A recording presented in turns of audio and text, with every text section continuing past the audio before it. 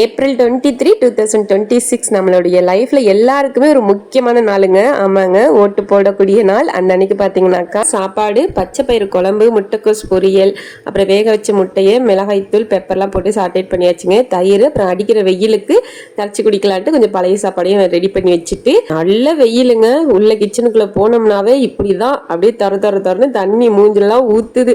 அந்த அளவுக்கு வந்துட்டு செம்மையா வெயில் அடிக்குது. அதனால ஈவினிங் போல ஓட்டு போட்டுக்கலாம்னு சொல்லிட்டு இருந்தாச்சுங்க. மேலே வீட்டிலேருந்து கீழே தான் வந்து ஸ்கூல் பக்கத்துலேயே தான். ஆனால் இருந்தாலுமே ஊரே வந்து எங்கெங்கெல்லாம் வந்து ஓட்டு போட்டாங்க. பக்கத்துலேயே வீட்டை வச்சுக்கிட்டு ஒரு 6 மணி பக்கமாக தான் போய் ஓட்டு போடலான்ட்டு போனேங்க. இதில் ட்விஸ்ட் என்னன்னு பார்த்தீங்கன்னாக்கா ஓட்டர் ஐடியவே காணும். அந்த டைமில் ஓட்டர் ஐடியை காணும், ஆதார் கார்டையும் காணும். இத்தனை வருஷமா பர்சுக்குள்ளேயே வச்சுட்டு சுற்றிட்டு இருந்தோம். கடைசியில் வேணுங்கும் பொழுது அந்த ஓட்டர் ஐடியை காணுங்கமே பயங்கரமாக டென்ஷன் ஆயிடுச்சு. சரின்னு போய் கேட்டுட்டு வந்துட்டு பேங்க் பாஸ்புக் இருந்தால் கூட போதும் அப்படின்னாங்க. சரி அதை எடுத்துகிட்டு போயிட்டு ஓட்டு போடலான்னு சொல்லிட்டு உள்ளே போயிட்டேங்க. அதே ஒரு டென்ஷன்லேயே போகவும் ஒன்றுமே புரியல. படப்படன்னு என்னமோ போட்டுட்டு வந்துட்டேன். பசங்க பாருங்க ரொம்ப ஆர்வமாக வெயிட் பண்ணிட்டு இருந்தாங்க. எங்களை விட அவங்க தான் ரொம்ப ஆர்வமாக இருந்தாங்க ஓட்டு போடுறத பார்க்கறதுக்குலாம். நம்மளும் சின்ன வயசுலலாம் இப்படி தான் இருந்திருப்போம் இல்லையா? ஆனால் அப்பா மட்டும்லாம் நம்ம யார்கிட்ட ஓட்டு போட்டிங்கன்னு கேட்போம். அவங்களாம் வந்துட்டு சுத்தமாக சொல்லவே மாட்டாங்க. ஸோ அதே மாதிரி தான் பசங்களும் யாருக்கு போட்டிங்கன்னு கேட்டுகிட்டே இருந்தாங்க.